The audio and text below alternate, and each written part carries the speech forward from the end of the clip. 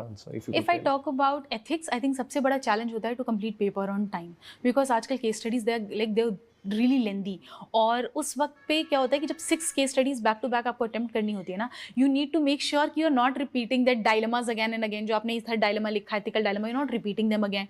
Same values आप बार बार repeat नहीं कर रहे हो, same theories आप repeat नहीं कर रहे हो. तो ये एक problem था, and I understood कि ethics is something जिसको आपको बहुत analyze करके और structure करके लिखना है.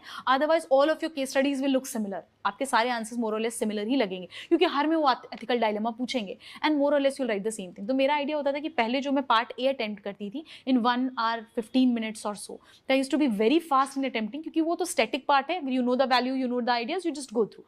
केस स्टडीज में इनोवेशन का थोड़ा स्कोप होता है, तो मेरा आइडिया होता था कि जो चीजें जैसे पीपल से कि start with stakeholder even if it's not asked. तो अब मेरा आइडिया ये है कि भाई टाइम पे पेपर कंप्लीट करना is more priority than trying to showcase your knowledge at times. तो अगर आपके पास टाइम है तो जो चीज नहीं पूछी है वो लिखो. टाइम नहीं है तो do not try to beautify your answers or try to stand out. Instead, you can do more value addition. You can give some time to thinking and structuring your answer properly.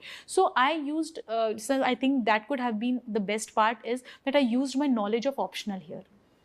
PSIR was my optional. There are thinkers like Plato, Aristotle, we have those, and all of them, and their theories are very good. Like categorical imperative ka term ho, then we have all those 4 cardinal virtues of Plato.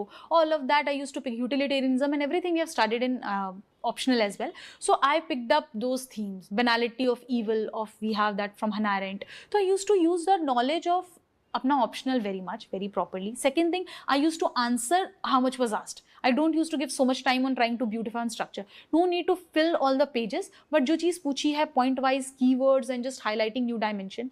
I used to make sure कि हर case study में I'm not repeating the same ethical dilemma, and I used to go for synonym. अगर एक जगह integrity लिखी है then I'll go for conscience कहीं कहीं, तो I not make sure कि हर जगह integrity I'm writing. तो वो कुछ चीज़ें थी I think I kept in mind, might be that word.